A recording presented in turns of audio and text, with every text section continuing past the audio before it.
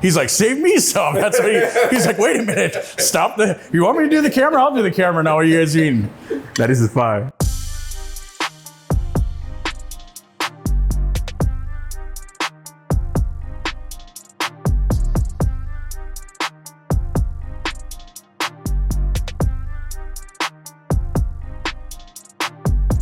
All right, guys, so I'm here with Shawn Mac, the executive chef for the Detroit Pistons, right? Yeah. It's fitting that as soon as I get here, I'm greeted by a nice succulent little grilled po' boy sandwich. Just taking my first bite, right? This tastes excellent. All the flavors are there, but it doesn't necessarily taste healthy, which is I guess a good thing. What's kind of the secret behind that? Well, the secret was if you're doing a regular po' boy, you would be frying it. We don't fry anything. We air fry anything that we do for the guys to get some crispiness and texture. Mm-hmm. And then of course we're getting the seasonings to it. The mayonnaise we make from scratch. Is that kind of a common thing with you guys, that everything is made from scratch? Yeah, absolutely. They pay us enough to make sure that we're taking care of them. I mean, we put in the hard work just like they do. So we do everything from scratch. How do you feel like your role affects game time? Well, I mean, we are an important part. I mean, we are the fuel for the guys, basically. You know, it's food, but it's fuel for them to achieve what they need to do on the court. You know, I feel part of the team because we fuel the guys with the drinks and the food that we give them. I mean, it's an important factor. You have a sports background yourself, right? I do. How did you kind of get to this role, and then how did that kind of your sports background kind of play into your position now? Well, I mean, I started off, I went to culinary school that's local here, Schoolcraft College. I was playing soccer at the time. I was doing all the culinary stuff there, learning all the trades and learning all the stuff that I do now. I got a scholarship for Michigan State. The week before I was going to sign, I got hit by a car. Wow. So I never went to Michigan State, but I always had the love for sports in general. And then, coming here, it's kind of come full circle. So I've kind of like lived vicariously through the guys, when they're playing. While you were playing, I guess, kind of growing up, could you tell or feel the difference in like some of the food choices that you were making kind of before games? Oh, it was a totally difference because it was either my mom was like, hey, eat a big bowl of spaghetti, you know what I mean? Spaghetti and meatballs before the game, and like, wait a minute, I don't know. Everything has changed so much in sports, and we're seeing that now, is that it's really harnessing on every single aspect that the guys take in. I mean, we have a lot of players that have dairy allergies. We use oat milk or coconut water and that kind of stuff. So it's important. I think all those factors play a big role in sports today, for sure. As you see, we got the refrigerator here that's always filled with grab and go items for the guys. We fill this thing up twice daily. This is our buffet section. It's not your typical, like we're used to have like Schaefer's and stuff like that. We have an undermount here where it's a cook tech. So basically it's an induction. Nothing gets hot. This doesn't get hot. Once you add the water and stuff in there and it's connected to this like little pad, then everything gets heated up. What's one of your favorite like technological advances in the food industry? We use a sous vide, which is a new word to everybody. And that's like cooking under a Cryovac or under, vacuum, and then it's sealed, and then it's cooked at a proper temperature. And I'm also noticing you have the pizza oven over there. Yeah, that is a fantastic thing. On select days that Carrie allows me, we do pizzas and stuff like that. We use either like a cauliflower dough. We got this great dough right now that's actually real dough, but it's only with select ingredients. So it has like flour, water, and yeast and salt. That's it. So this is our main kitchen where all the really work gets done. This is an important thing. We use this every day, and this is our rationale. They call it a combi oven. It can steam, it can roast, it can steam and roast together. It can proof, it does so many different things. There's a nice little like a programmer that you can add all different types of settings to this. And that's where we really achieve the textures of like the frying, because here at the Pistons facility, nothing's fried. So we air fry everything. This is just a regular convection oven, which is great. These are the main things. Here's all our gas, of course. We got the gas grill over here and then a flat top. So we do all of the pancakes and French toast and stuff on there. We do our sandwiches and stuff for the guys. Sometimes, Jeremy Grant wants a grilled cheese. We're gonna make a grilled cheese for Jeremy Grant. And then of course, steamer. And then over here, we have our smoker. We just did some vegan meatloaf in it. And I swear to God, you put it on there and you eat that, it tastes like regular meat. But you put that smoke on there and it adds that different texture and flavors to it, it's dynamite. We do a lot of R&D and testing and stuff here in this kitchen for the guys to achieve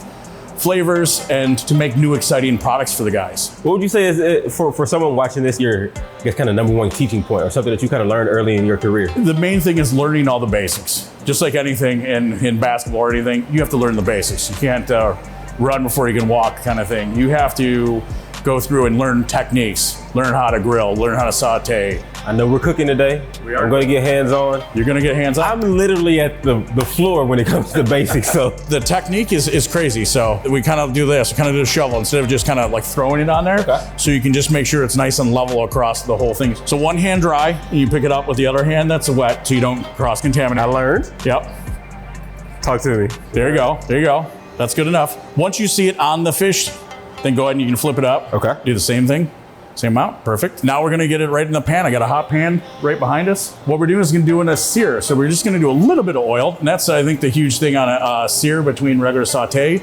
They call it the presidential side, or the El Presidente. El Presidente. There we go. We got a nice little sear going on. Now what is the oil doing? So right now it's just building up a nice little crust on there. Some really good color on it. Some caramelization of the meat. And how long does it need to sear on this side? We're gonna do for 3 to 4 minutes, and then we will finish it in this oven. This is a saffron lemongrass sauce that I'm making for this nice little dish that we have going on. Ooh. So we've got some garlic, we've got some ginger, we've got some white wine, we've got some rice wine vinegar in there, and then some saffron that brings out the color for it, and then some fish stock. So now I'm gonna take this and we're just gonna throw it right in the oven. So this is great, you can throw it right in there. These pans are to withhold up to 450 degrees. So basically what we're gonna do is we're gonna start finishing it. We're gonna saute the veg and get that ready. Potatoes, roasted corn, we grilled the corn, some spinach, some heirloom carrots, and these are edamame beans and some fresh brown rice. And this is nice and hot. Okay. As you can see, you get a little bit of smoke on there, just a little bit of oil. And now we're gonna start throwing some of these items. Let's throw the carrots in there. That's gotta go first. Perfect. That's good amount. Take some of the edamame beans, we can throw that in there. So right now we're building the flavors right there. Okay. That's perfect. Okay. Now I'm gonna crank it up a little bit more. There's usually these kind of rubber spatulas so we don't tear up the pans with like steel and stuff like that, so you don't get any of the flakes of the aluminum or anything in there. And so just a little bit of brown rice. Now one thing I noticed when you're cooking with this hot heat, you picked up the speed. Is that because it cooks so fast? Yeah, because I don't want it to overcook. I just want to get it nice and warm. Basically kind of making like a fried rice, so to speak. And then we'll do a little tasting. Tell me what you think. Let's give it a go. Pretty good. Can we add a pinch of salt? Yeah, you're right. Wow. A little like emerald, like a little bam there, you know? I think we're almost ready to pull out that salmon and we can plate up. So you're gonna spoon a little bit just right in the center, or we can do like a little pattern like this. Just go like a straight line. We'll do fancy for you. Okay. That's perfect. Put it right in the middle, yeah. Wow, perfect. And then the sauce. So we'll do a couple dollops over here, a couple dollops over there, a little bit over the top, okay? And now we're just gonna garnish it with some of this beautiful red ruby grapefruit. Perfect. And then you put some garnish right on top. There we go. So what we charging for this? Something like, I'm thinking like, you know, 125 a plate? Yeah, there you go, 125 a plate. 125? Yeah, there you go. I like your style. I don't know how to attack this. You gotta get a little bit of the sauce, you gotta get a little bit of the, of everything, that's all. Okay, so I gotta... Crack that, you gotta get a little bit of the grapefruit, and you'll see how it kind of cuts through the salmon.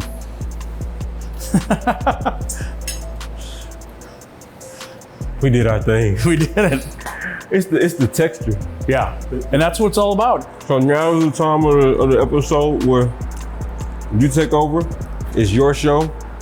Shout out your mom, family, kids. You got it, it's yours. I'm gonna finish the meal. First off, I wanna say thank you for you guys for coming in, having people in here, you know what I mean? Sharing love, food, that's kind of what we're all about. And I just wanna give a shout out to my team that's on a daily basis. Andrew Kyle, Walter Banks, to Andrew Mulligan, to Chef T out there, Terrence Mickens, Doug Sparks, even our dishwasher, Francisco, and then Ray, most important Ray, Jason, who works at the Little Caesars Arena with us, and the whole Pistons organization for all the things you do for us. And then the people at Plum Market, and God. Hi guys, so I'm here with Carrie Aprick. You must have people mess up that a lot. It's okay. Sorry. The sports dietitian with the Pistons, right? Yep. What does that title kind of entail? Quite a few things. So we have the whole food service piece, which is collaborating with our chefs and feeding the guys home and on the road and on the plane and everything in between.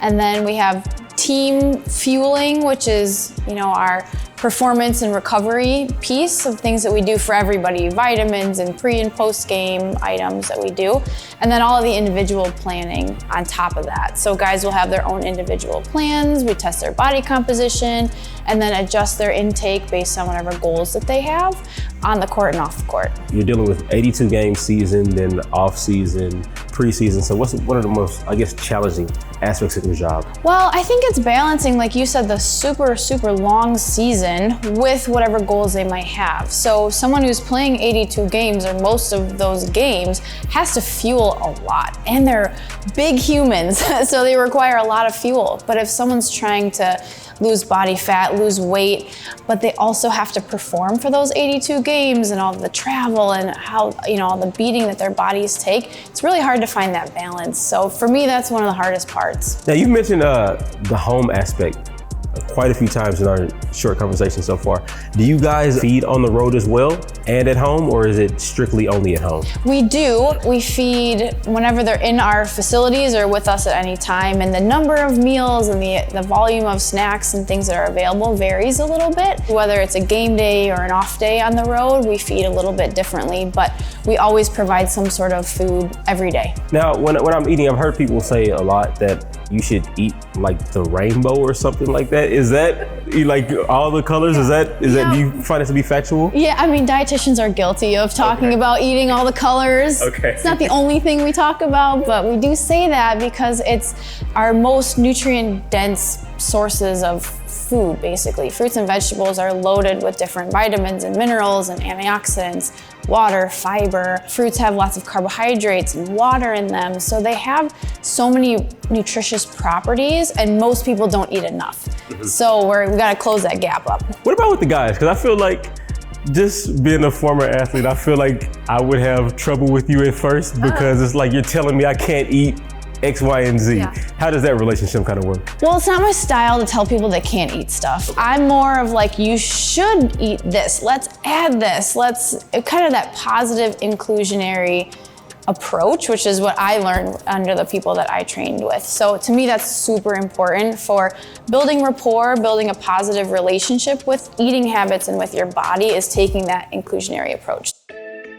Let's step back a little bit. How did you kind of come to your current position and start working with the Pistons? Yeah, I mean, it was kind of like knew someone who knew someone, one of those situations. I'm grateful to be connected with some other awesome dietitians in the area, and this opportunity came up for someone that wasn't able to fulfill it, and she called me and asked if I was interested in speaking with the team. So went from there. How did you even know that you wanted to become a dietitian in the first place, or how did that path happen? Well, I grew up figure skating, so an athlete and very sport-focused family. My uncle was an athletic trainer for 30-some years, so we were a big sports fan family. My dad is a Boston sports guy, and I think being in the sport of figure skating, you're a little bit more aware of nutrition and body and all of those things more so maybe than other sports at a young age. When I recognized there was a connection where you could do a nutrition with athlete piece, I was hooked, and that's all I would want to do. Initially,